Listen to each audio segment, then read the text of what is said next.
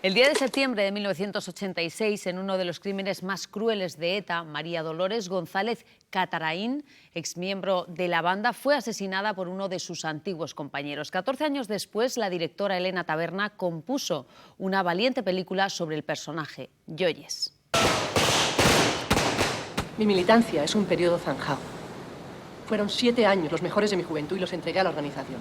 Se acabó. Caput. Esta mujer es el primer dirigente de ETA militar que decide volver a casa. Que llevas años fuera de la organización, no veo por qué no puedes hacer como otro cualquiera. O no te enteras o no te quieres enterar. Yo no soy cualquiera, soy Yoyes, hostia. Yoyes no es ninguna chivata, joder. Chivata o no, tú me dirás a qué cojones se le ocurre volver. A partir de ahora eres objetivo prioritario. ¿Quién eres? Gora eta militarra. ¿Qué tal, Javier? ¿Cómo estás? Muy bien, buenas noches. Hoy tenemos que hablar del terrorismo de ETA, desgraciada historia de España, y de uno de los atentados que fue precisamente a una exmiembro de ETA, que fue Yoyes. Yo creo que Yoyes es una película que contiene varias películas y eso es muy bueno. A la medida de una historia complejísima en lo moral y en lo político y apasionante en lo dramático. En primer lugar, hay una película sobre una terrorista, sobre una mujer que tuvo puestos de mando.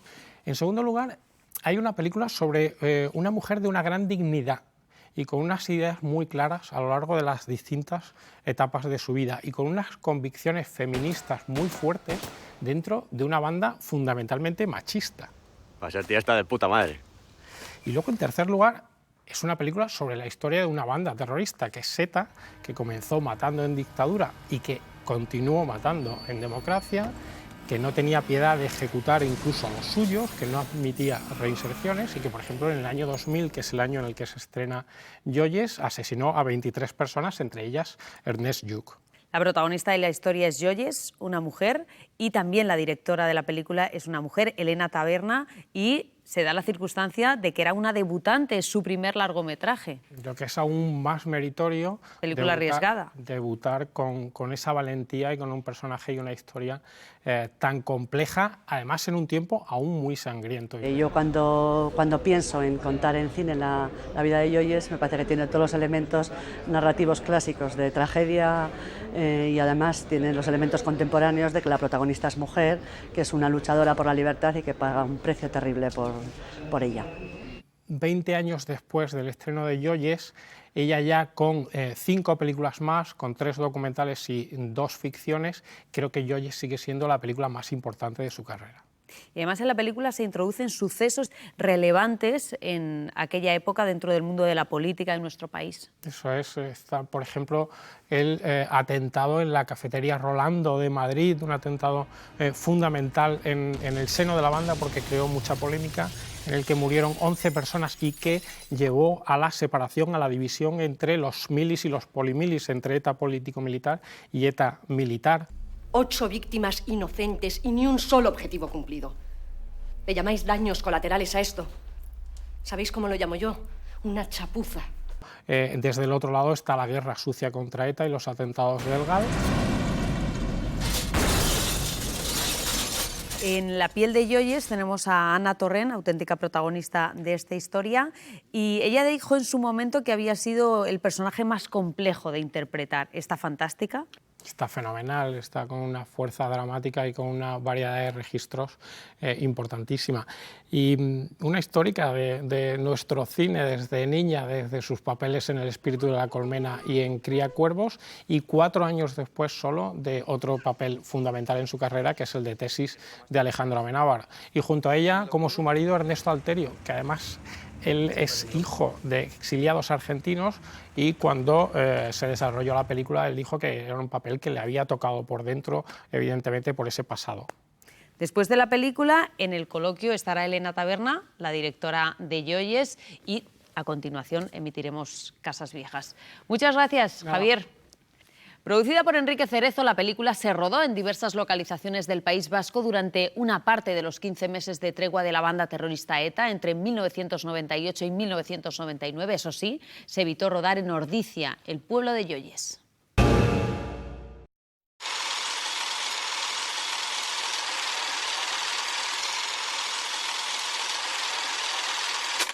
Hola de nuevo, ya estamos de vuelta en Historia de nuestro cine. La sesión doble de hoy la dedicamos a películas que reconstruyen acontecimientos de nuestra historia. Acabamos de ver Joyes, el retrato que Elena Taberna hizo de la primera mujer que ocupó puestos de responsabilidad en ETA y que posteriormente fue asesinada por la banda terrorista. Para hablar de ella nos acompaña su directora, Elena Taberna. Buenas noches. Hola, bienvenida. buenas noches. ¿Cómo estás?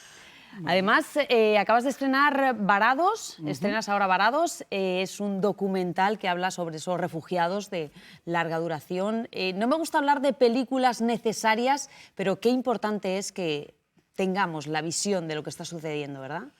Yo creo que sí. A mí tampoco me gusta lo de las películas necesarias porque creo que todas lo son y me gusta más pensar que el entrar en estos temas nos aporta historias que el cine habitualmente igual no pone su mirada en ellos.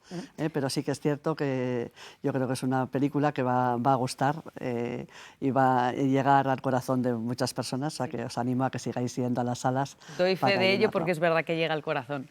Hablaremos de Varados y también de la película que acabamos de ver. Gracias por estar una vez más con nosotros.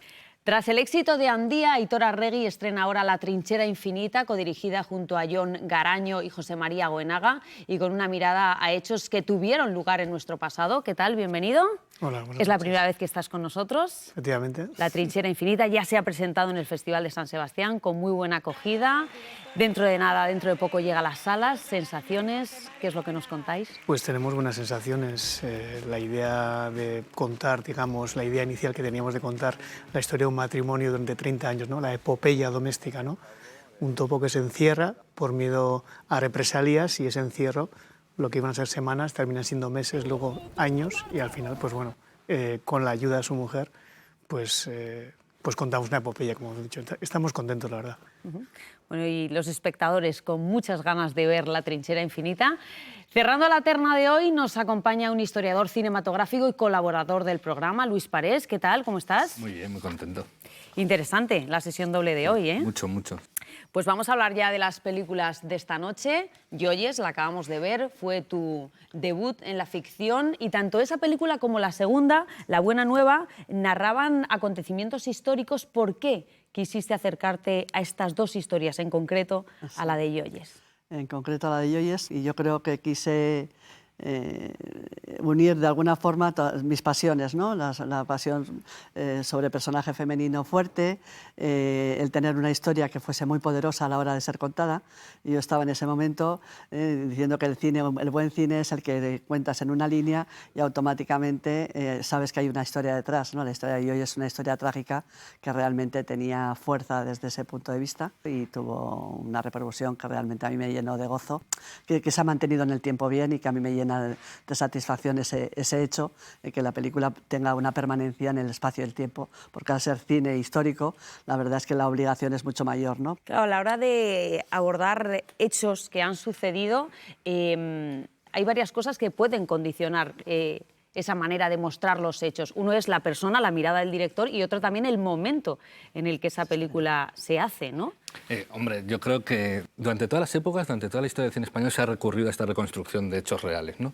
Pero siempre en los diferentes momentos ha tenido como una función diferente. Por ejemplo, en el franquismo tenía una función legitimadora, ¿no? Es decir, ¿por qué nuestro régimen ha ganado y por qué tiene que seguir perviviendo? Entonces, pues tiraban tanto de hechos recientes como, por ejemplo, el Santuario no se rinde, Sin novedad en el Alcázar, pero también de cosas muy pasadas, ¿no? Como, por ejemplo, Alba de América. Sin embargo, en la transición, que es un momento donde también se hace mucho cine basado en hechos reales, la voluntad era otra, la voluntad era de intervenir directamente en la realidad de ese momento, ¿no? Por eso se están retratando cosas que acaban de suceder casi, ¿no? El paradigma podría ser 7 días de enero. Y sin embargo, en el momento en el que se hace Joyes, yo creo que la función es otra. La función es un poco reflexionar, ¿no? Reflexionar sobre nuestro pasado reciente para poder extraer lecciones contemporáneas. No tanto legitimar, no tanto intervenir, sino simplemente intentar no repetir los errores del pasado. Y yo creo que por eso es tan interesante una propuesta como la de Joyes, ¿no? Porque no puedes juzgar a Joyes y lo que haces es juzgarte a ti mismo, ¿no? y juzgar muchos de los prejuicios y de los tópicos que arrastras. Aitor, en el cine que haces también hay mucho de reconstrucción de hechos reales, de hechos históricos. En Andía hablabais de algo que sucedió, ahora La trinchera infinita, también el documental Lucio. ¿Por qué esa mirada? ¿Cómo se aborda también algo que ha sucedido? Yo creo que hay que diferenciar lo que es un historiador y lo que es un cineasta, ¿no? Por un lado, el cine, digamos, acoge recursos, elementos que evocan, que te llevan a otro lugar distinto y que no tiene que ser una búsqueda de los hechos, sino una búsqueda de la verdad. Esto lo decía Oakley Hall, el escritor, ¿no? Y yo creo firmemente en esto. No se trata tanto de hacer una reconstrucción histórica, sino de suscitar su presencia, la presencia de la historia, digamos, hoy en día, ¿no? Traer, digamos, eso que sucedió a hoy en día y que, digamos, dialoguen, ¿no?, ambos tiempos, porque de otra manera estaríamos hablando de una tesis doctoral más que de una película, ¿no? ¿Eso me lleva? Sí. No, es que me parecía muy interesante reforzar ese hecho, ¿no? Que cuando estás construyendo el guión en la historia, la preocupación por la verdad, que no tiene que ser con la exactitud de datos, ni fechas. O sea, que yo recuerdo que incluso utilicé un hecho un poco transgresor, que es que puse que la hija de Yoyes era chica, niña, en lugar de ser niño, para evitar esa mirada rigurosa sobre el rigor está en otro lado, porque sí que es cierto que el cineasta, yo creo que tiene que tener rigor histórico, tiene que tener una buena base documental, una buena ambientación, un buen cuidado en todos los aspectos que determinan una época, pero tiene que tener libertad para dar su mirada sobre ese hecho y no tener la responsabilidad de contar la historia, que eso les viene a otros, ¿no? Hablemos de la mirada, de tu mirada hacia Yoyes, porque nos muestra su lado más humano y te centras menos en su militancia. ¿Por qué decides abordarla desde ese punto de vista? Porque a mí me interesan los personajes, sobre todo, y a mí personalmente sí que me preocupa el hecho de la libertad individual y la pertenencia al grupo, ¿no? Cómo concitar esos dos hechos que me parecen esenciales, por lo menos en mi manera de entender el mundo, y en esta película estaban estos dos elementos y, desde luego, para contarlos, la mejor manera, una dramaturgia cinematográfica, que elegir un personaje de entidad y hacerle un seguimiento para poder entender qué le movió primero a entrar en ETA, qué le movió a salir y qué pasa con sus compañeros y cómo termina en esa muerte trágica, ¿no? Yo soy lo que quiero ser y estoy aquí porque lo he elegido. Tenemos lo que sucedió y Elena decide contarlo de esta manera, desde el lado más humano, la persona, su entorno familiar, sus dudas. ¿Qué os parece ese punto de vista, Luis? Bueno, a mí me parece acertadísimo porque lo contrario ese me parece complicadísimo, es decir, contar esta película en plan Río, ¿no? Digamos, con un principio y un final siempre lineal. De esta forma lo que hace es seleccionar los momentos. Y a mí me interesaba más. Lo que más me interesaba es ver cómo ella estaba leyendo en una cocina o cómo ella cocinaba cuando tenía que estar escondida. Creo que eso es el mayor acierto, porque eso es lo que va creando en el espectador esa especie de duda que surge cuando acabas de ver la película, ¿no? De, vale, ella fue terrorista, pero yo no quiero que muera. Esta justicia no es mi justicia tampoco. Han pasado 20 años ya del estreno. Yo no sé si recuerdas cómo fue el impacto en el País Vasco cuando se estrenó. Tengo un recuerdo vago, pero sí recuerdo que bueno, hubo muchas colas para ver esta película. Es un personaje que está, yo creo que en la psique del País Vasco. Fue líder de ETA y luego termina siendo víctima. O sea, es complejo y me parece que en ese sentido la película transmite, después de haberlo visto ya cuando ha pasado mucho tiempo y tal, me transmite honestidad. O sea, la persona que está detrás está intentando profundizar en el personaje, en sus contradicciones, en sus coherencias, porque no se trata tanto de, me da la sensación, de tanto una historia, un arrepentimiento, sino de un desencanto. Y yo creo que eso es muy interesante. Y universaliza en la historia, porque muchos humanos están en esa tesitura, estamos muchos en ellos, en muchos momentos de nuestra vida, ¿no? Hablemos de la elección de la protagonista, de Ana Torrent. ¿Qué os parece la elección, su interpretación? Ana Torrent es una pedazo de actriz y bueno, pues cada vez que ves un trabajo suyo, pues lo ves claramente, ¿no? O sea, lo confirma. Y Yoyes, pues por un lado ya tiene un aire de ella, es verdad que bueno, físicamente sí, tiene un aire. Seguramente si pones las dos fotos no parecen tanto, pero ella vestida, claro, el vestuario ya forma la psicología del personaje, ¿no? Y ahí le ves y se te hace muy real. Viendo el guión, hablando con Elena y viendo el personaje que es, todo lo que tiene para mostrar de una vida eso, difícil y dura, pues es muy interesante para hacer como actriz, ¿no? Aitor, ¿echas de menos que no esté rodada en euskera? No especialmente, tampoco me lo he planteado. Bueno, de hecho hay una mención del personaje, ¿no? Le preguntan, ¿sabes euskera? Y dice, no. ¿Para qué euskeras? No tienes de qué avergonzarte. Cosa que es, bueno, tú sabrás mejor, ¿no? Exactamente, eso es lo que ocurría y entonces sí que hay... ¿Por qué no decidiste rodarla en euskera? Porque no hubiera sido fiel a la verdad tampoco, porque ella no sabía euskera. Fue arriesgado apostar por esta historia, fue complicado sacarla adelante, pero además es que se atreve a hablar con mucha libertad de muchos temas, eso es muy interesante. A mí me parece muy interesante hablar de ETA, ¿no? Porque ETA en el cine español siempre ha servido para criminalizar o para poetizar la figura del terrorista. Y aquí ni lo uno ni lo otro. Aquí lo que nos hace ver, lo que por lo menos a mí como espectador se me ha planteado es, hay personas que dieron un paso porque después, libremente, y que después la propia libertad les exigió dar otros pasos. Es decir, no siempre podemos juzgar igual, con el mismo patrón, a todas las personas, ¿no? Y eso me parece muy interesante también porque Joyes es una figura real, ¿no? Mientras que otros terroristas que han sido poetizados, como por ejemplo el Carmelo Gómez de Díaz Contado, no lo eran, con lo cual se permitía, ¿sabes? Había como más libertad de dibujar el personaje con más complejos y con más matices. Y eso es lo que más interesante me parece, ¿no? Decir que cuando se hace la película es como, tenemos que repensarnos dónde estamos y tenemos que repensarnos los pasos que tenemos que dar. Vamos a introducir ya a los espectadores en la película que vamos a ver a continuación, Casas Viejas, se estrenó en 1983, es de José Luis López del Río. Vamos a situar ante lo que van a ver, ¿cómo definirías esta película? Bueno, primero hay que definir los hechos que retrata, ¿no? Los hechos que retrata... Nos llevan a 1933. A 1933, que es, digamos, una sublevación anarquista que hay en un pequeño pueblo de Andalucía que se llama Casas Viejas, que pertenece, digamos, a Medina Sidonia, y que es aplastada por la Guardia Civil, ¿no? Y esto lo que hace es que de repente esta movilización era de corte anarquista y el gobierno, digamos, que dio la orden a la Guardia Civil de intervenir, fue un gobierno de izquierdas, con lo cual aquí fue el principio de la deslegitimización, ¿no? Y un poco de la puesta en cuestión del gobierno de izquierdas que había en la República, ¿no? Y ese gobierno entró en crisis hasta tal punto que hubo unas elecciones que ganó la derecha. Pero sobre todo es que una parte de la izquierda republicana empezó a desconfiar de sus propios políticos, ¿vale? Esto tuvo mucha importancia.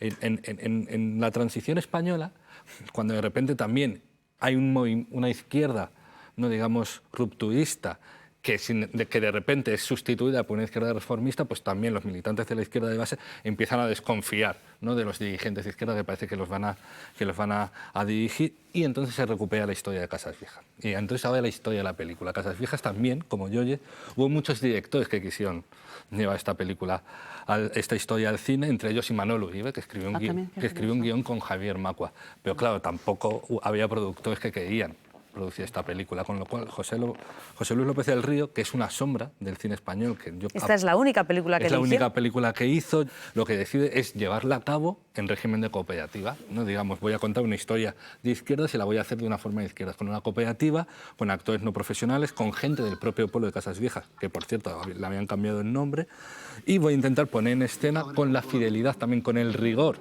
de los recuerdos de esta población o de la leyenda que ha sido transmitida, esta película. Esta película tuvo como 2 años de rodaje porque hubo muchas interrupciones, el dinero no llegaba, después la finalización también fue terrible y la distribución también costó mucho.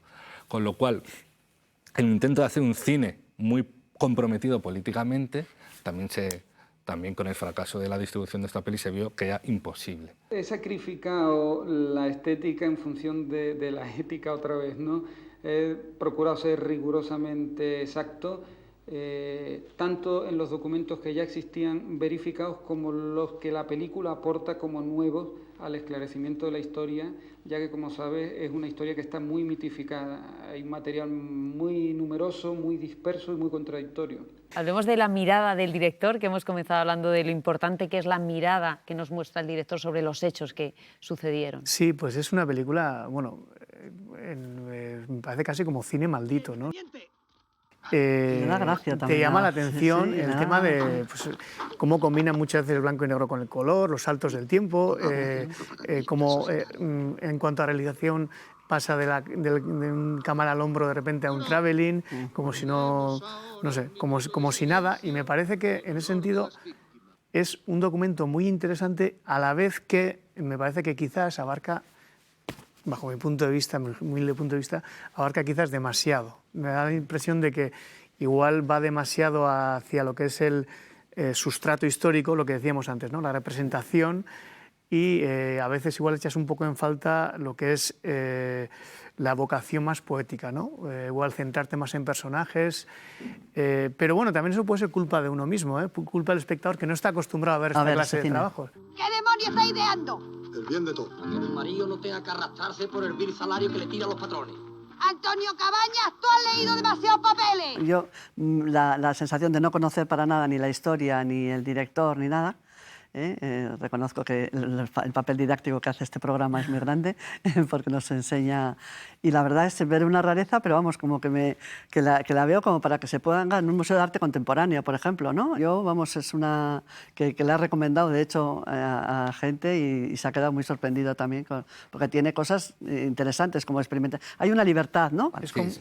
No, que sobre todo es una película ambiciosa, o sea, que tú notas la falta de medios, pero sin embargo no se priva en escenas de ponerte 25 figurantes, cada uno ataviado con su uniforme de policía, es decir, es como una especie de ir contracorriente en el sentido de yo voy a hacer mi película, tenga o no tenga los medios. Exactamente. Y si me quiero hacer un traveling lo hago, y si quiero mover la cámara lo hago, y sobre todo, que a mí es lo que más me emociona, porque hay un punto de emoción en esta película, no solo de información, es ver a esta gente, ¿sabes?, con estos rostros marcados de haber trabajado en el campo, interpretando a alguien que podría haber sido el mismo 70, 50 años antes. Sí. Y es verdad que va llevando al espectador por situaciones muy distintas, ¿no? Sí, pasas por distintos estadios, ¿no? Al principio estás interesado, luego pasas por un momento en el que dices, bueno, pero esto realmente casi todo lo que dicen es importante. Uno no está... Todo lo que está diciendo la gente es importante. Al final tu cabeza no termina de fermentar toda esa información. No lo creo porque la gente no aguanta más tiempo humillar por 4 reales de subsidio que no son sino una mísera limosna. Y encuadres hermosos también y sorprendentes, porque te llevan a otros. Sí, a mí me parece una rareza recomendable, desde luego. Claro, esta película se estrena en el 83 y es que hay muchas historias como esta que hasta que no llega la transición o la década de los 80 no salen a la luz, ¿no? Claro, y de hecho esa fue una de las mayores inquietudes del cine español durante la transición, rescatar un poco lo que había sido la historia silenciada. Por ejemplo, aquí en el programa hemos visto películas como Las largas vacaciones del 36, pero en el País Vasco también se hizo una biografía de Sabino Arana en el año 78. Es decir, como cada región, digamos, de España quería recuperar un poco la memoria que le había sido proscrita. Y es que la película no se ha emitido prácticamente, yo creo que, vamos... No, la película durante mucho tiempo ha estado accesible solo en YouTube, pero con una copia horrible, con lo cual realmente es la primera vez que se va a poder ver la película en condiciones óptimas. Pues aquí lo vamos a dejar, pero antes quiero que me deis una pinceladita de los 2 trabajos de los que hablábamos al principio, de Varados, ese documental que has estrenado y que se puede ver en salas. ¿Qué le quieres contar a los espectadores? Yo ya lo he visto. Bueno, nada, pues ¿qué voy a contar? Que ha sido una aventura para mí muy hermosa, porque me instalé en Grecia en plan guerrilla, con un equipo mínimo, y he elegido además una estructura narrativa en el que el tempo de esos refugiados de larga duración estuviese reflejado en la película, sin que fuese moroso y lento, pero que nos obligase un poquito a reflexionar. La trinchera infinita, bueno, la habéis presentado en el Festival de Cine de San Sebastián, que es ya vuestra casa, y también a los espectadores, que está ya a punto de llegar a las salas. Pues sí, es una película protagonizada por Antonio Latorre y Belén Cuesta. No es una historia, digamos, que se basa en un personaje real, pero que coge, es una historia que coge de muchos personajes topos reales, ¿no? Estamos muy contentos con la película, o sea que a ver si la gente va a verla. Luis, ¿cómo va tu proyecto, el documental sobre la Escuela Oficial de Cinematografía? Pues he acabado la fase de investigación, que ha sido larguísima, y de documentación, que ha sido infinita, y ahora estoy a punto de entrar a montar. Así que me voy a tomar las libertades yo, ahora. Qué bien, a disfrutar ahora. Sí, bien. Muchísimas gracias, que vayan muy bien los 2 proyectos, muy recomendables ambos, y gracias por habernos acompañado aquí en Historia de Nuestro Cine. Gracias. Viajamos ahora hasta enero de 1933 a la localidad de Casas Viejas para recordar un doloroso capítulo de nuestra historia, la masacre que se vivió en aquella aldea gaditana cuando el campesinado se levantó contra la Segunda República. Una película dirigida por el malagueño José Luis López del Río y estrenada 50 años después de los hechos. Hasta la semana que viene.